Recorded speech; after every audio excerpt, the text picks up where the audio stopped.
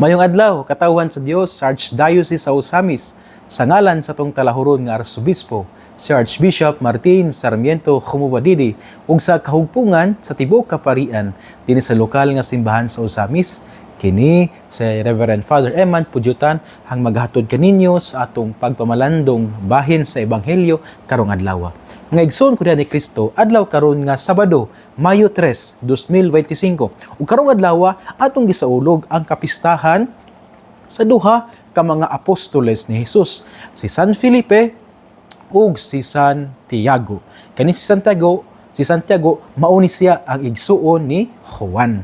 So again karong adlaw atong gisaulog ang kapistahan ni San Felipe ug ni Santiago, duha sa mga apostoles ni Hesus. Sa lahing bahin usab dinhi sa lokal nga simbahan sa Osamis, ana kitay tulo ka parokya nga nagasaulog usab sa kapistahan sa titular sa ilang parokya, ang diin ang mga parokyano nagdebosyon. Mao ang kanabitang Holy Cross Parish diha sa Talaeron, Dakbayan sa Oroqueta. Nga karong adlaw nagasulog silang kapistahan, uban silang padrikura, bag-ong padrikura si Reverend Father Yeye Abaldi nga gi-install kagahapong adlaw sa may alas 5 sa hapon. Nagmisa dito si Archbishop uban pod sa mga kaparian. Unya, piyesta usab karon diha sa Panaon, no? Mayo 3, 2025. Panaon sa parokya sa Holy Cross Parish sa Panaon, uban silang padrikura, bag-o nga padrikura si Reverend Father Giovanni Cañete. Ug fiesta usab karon diha sa Holy Cross Parish diha sa Barangay Gango, Dakbayan sa Osamis. Uban silang bag-o nga padrikura si Reverend Father Antonio Sagrado.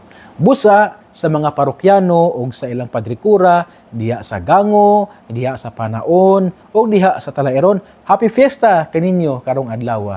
Nindot kayo nga sa pagsaulog sa fiesta, manimbag yun ta. Kay mao man ni ang kanibitawong sentro sa atong pagtuo nga mosimba kita, magpasalamat kita sa Ginoo. Tungod kay kita gitawag man ta og the worshiping community, o sa kakatilingban nga nagampo, o sa kakatilingban nga maampuon. Nga igsoon kada ni Kristo sa laing bahin, mahayo de kog sorry, no? Tungod kay kagahapong adlaw sa may alas 6 sa buntag, wala gyud na air, no, ang ato ang pamalandong. Sorry kayo ni ana nga lapses, pero gi-air man to siya, pero sa pagkaudto na sa alas 12 na, sa alas 6 wala gid siya na air, no, kay hinay kayong signal sa muna mo na. Mao lagi pod inubanan pod sa ato ang jutay kadanghag. So nga na, so sorry kayo nga wala na air ang ato ang pagmalandong kaghapon Biyernes sa may alas 6 sa buntag. Na air siya anang alas 12 na sa udto. Sorry kayo. Ngigsoon, karon day pong adlaw, no, ako po din greetings pagtimbaya sa tanan nga sakop sa parokya dinhi sa Bonifacio, ang parokya ni Señor San Vicente Ferrer. Ilabi na gid ang mga kapilya usab nga magsaulog sa ilang fiesta. Ang fiesta nila sa ilang kapilya. Kagahapong adlaw nga Biyernes, nagdigto ako sa Fernan Santa Cruz. Tungod kay nagsaulog pud mi silang kapistahan silang parokya. Sa ilaang kaning kapilya. Ug karong adlaw moadto usab ako sa Santa Cruz sa Digsom tungod sa may alas 9:30 sa buntag ang ilang misa. Unya pagkahapon alas 2 di moadto ako sa Santa Cruz Poblacion kay fiesta usab sa ilaang kapilya.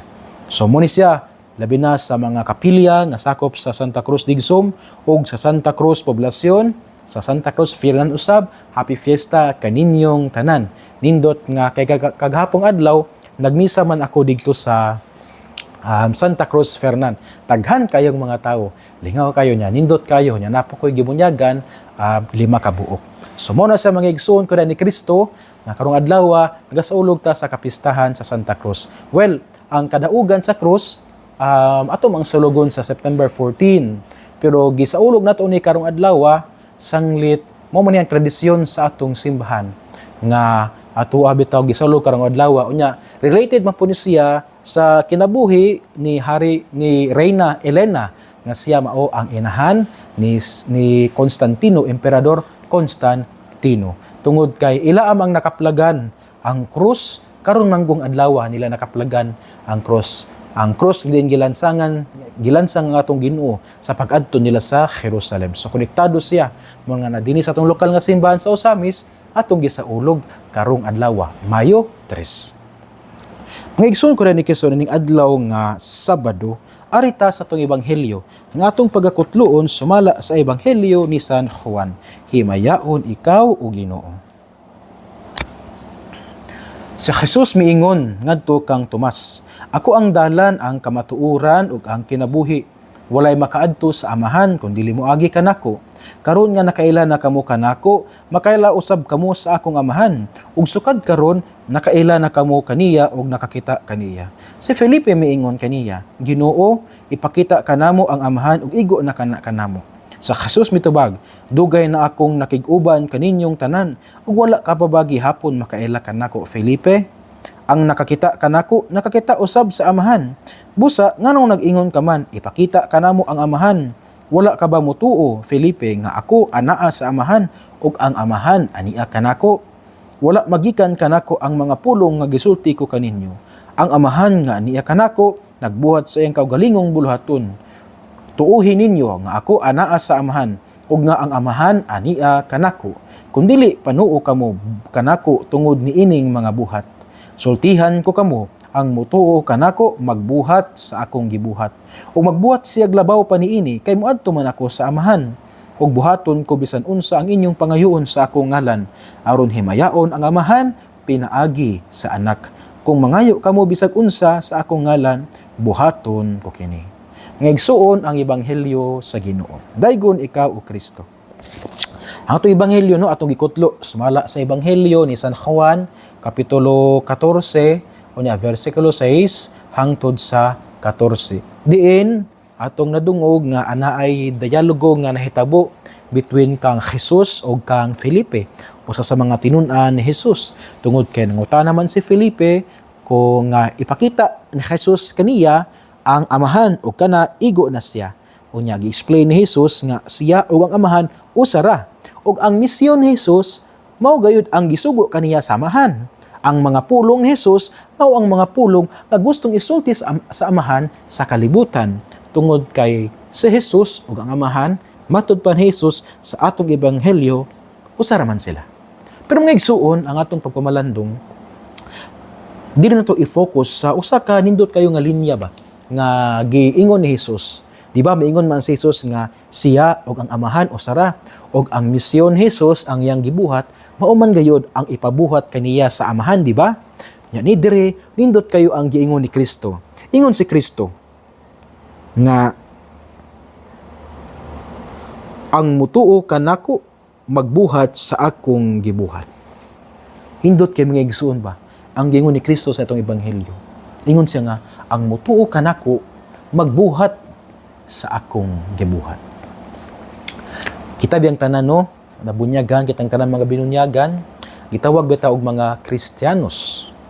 Ug diha sa atong bunyag kita nakaambit sa pagkapropeta, sa pagkahari ug sa pagkapari ni Kristo. Sa laktod nga kaistorya, kita nga mga Kristiyanos nagtuo ta kang Kristo. Ug gani ato mang gisunod si Kristo nga atong Ginoo. Mo na nga hagit gid kaayo ang giingon ni Kristo sa atong ebanghelyo. Ang mutuo kanako magbuhat sa akong gibuhat. Sa ato pa mga igsoon kana ni Kristo, konektado ang pagtuo, ang faith o ang pagbuhat, ang actions. Tungod kay sama sa giingon ni Kristo, siya nga mutuo kanako magbuhat sa akong gibuhat. So, bot pasabot nga kita nganing tuo kang Kristo, kita nganing sunod kang Kristo, magbuhat pud ta kung unsay gibuhat ni Kristo. Kay matud pa sa sulat ni Santiago, ang buhat, ang pagtuo nga walay buhat, patay.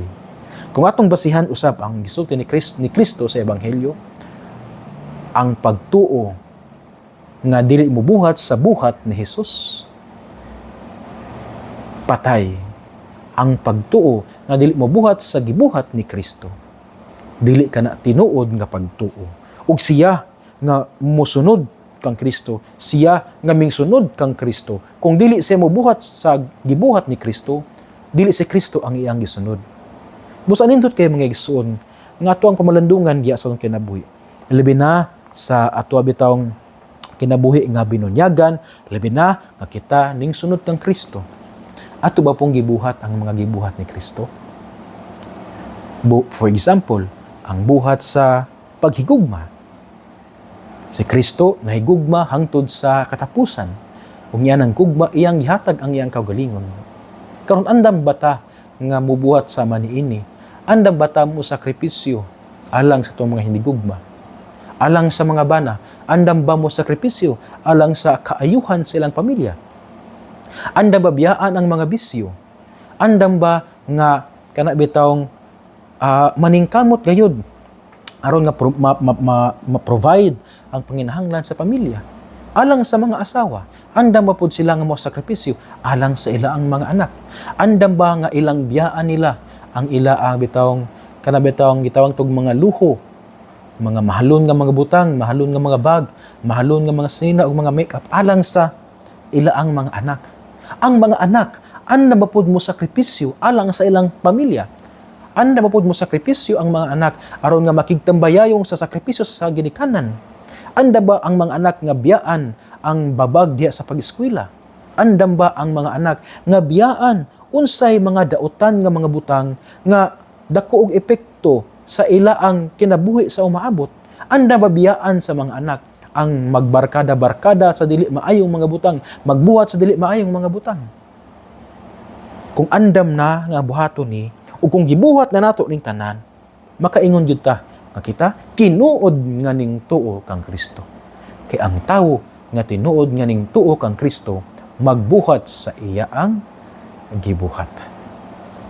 Another nga buhat, pagpasaylo. Ato na bang napasaylo ang mga tawo nga at kanabitawng nagpasakit kanato? Ato na bang napasaylo ang mga tawo nga nakasala kanato? Remember, ang mutuo kang Kristo, dili na ako pulong ha, pulong ni Kristo. Ang mutuo kang Kristo, magbuhat sa iyaang gibuhat. Hinawat nga to ning pamalandungan, mga igsuon. Kay kini, nindot kayo nga atong balunon karong adlaw. Nga siya nga nagtuo kang Kristo, andam nga mubuhat sa iyaang mga buhat. Sayod ko, nga dili gid ni siya sayon nga hagit. Sayod ko nga lisod kaayo ni siya nga buhaton. Sayod usab ako nga grabe kayo ang mga challenges niini. Apan bisan og lisod, pero kung kana alang gayud sa atong kaluwasan, ato gining buhaton. Maningkamot gyud ta nga ato ning buhaton. Ato gayud pamatud-an ba nga ang atong pagtuo tinuod nga pagtuo. Ato gid pamatud-an nga ang atong pagtuo gyud sa usa ka tawo nga nagsunod kang Kristo. Kay kung ang atong pagtuo dili na ubanan sa buhat, unsa man ang tawag niini, dili na sa pagtuo. Kay matud pa ni Kristo, siya nga ming tuo kanako, mubuhat usab sa akong gibuhat. Ngigsuon hinaot nga ato ning isulod diha sa atong sa ato ang hunahuna ug sa atong kasing-kasing. Atong panikamutan nga puy-an diha sa atong kinabuhi. Kay bulahan kayo ang tawo nga naning kamot nga magpuyo sa mga pulong ni Jesus. Sama siya sa usa ka kahoy nga gitanom daplin sa sapa kansang dahon dili gayud malaya. Unya tiempo sa timbo nga siya mohatag og maayong mga bunga. Usbon ko igsuon ko ni Kristo. Ingon si Kristo, ang mituo kanako magbuhat sa akong mga buhat. Kung kita ning tuo kang Kristo, kung kita ning sunod kang Kristo, kung kita mga tinuod nga Kristiyanos, mga binunyagan, mga Romano Katoliko, ato gayod nga buhaton kung unsay gibuhat ni Kristo. Ngigsuon, dinhin na nakukutob sa akong pagmamalandong. Ug sa dili pa ko mohatag sa final blessing, ako dayo usab nga greetings ngadto kang Dr. Tim Uzaraga ug kang Dr. Alma Uzaraga. May nag-manage og ang tag-iya usab sa Klinika Uzaraga Doctors Hospital nga nahimutang gini sa lungsod sa Bonifacio. Tungod kay kagahapong adlaw, first Friday man no, digto man ako sa hospital digto ako sa Klinika Uzaraga Doctors Hospital alang sa ilaang first Friday Mass. Kay every first Friday, magmisa gina dito. Unya, ang ila ding kapistahan, tungod kay nagdebosyon po sila, anaman sila debosyon, lawom nga debosyon sa Birhen sa Fatima. So karong Mayo 13 mao pod ang ilang kapistahan. Pero every first Friday na ginay sila misa alas 8 sa buntag. Nya manimba ang mga doctors, ang ilang mga staff. Nya after sa kaning misa magpakalawat usab sa mga masakiton nga naa dito. Nindot kayo nga kasertian. Busa kang Dr. T. Musaraga o kang Dr. Alma Zaraga, ako ang pagtimbaya ninyo karong adlaw. Akong iampo nga sa kanunay hatagan mo uban sa inyong mga staff diha sa Klinika Zaraga Doctors Hospital, hatagan mo sa piskay nga panglawas aron nga makapadayon sa pagpangalagad sa tuang mga masakiton nga mga igsoon. Igsoon uban sa pangliya sa atong mahal nga inahan, nagisangpit natong mga misamisnon nga Birhen sa Kuta, ang Dios unta magapanalangin kaninyo kanunay sa ngalan sa Amahan ug sa Anak ug sa Espiritu Santo. Amen. Mayong adlaw mag-amping ug kay Dios li sempre bendiga. Alleluia, alleluia.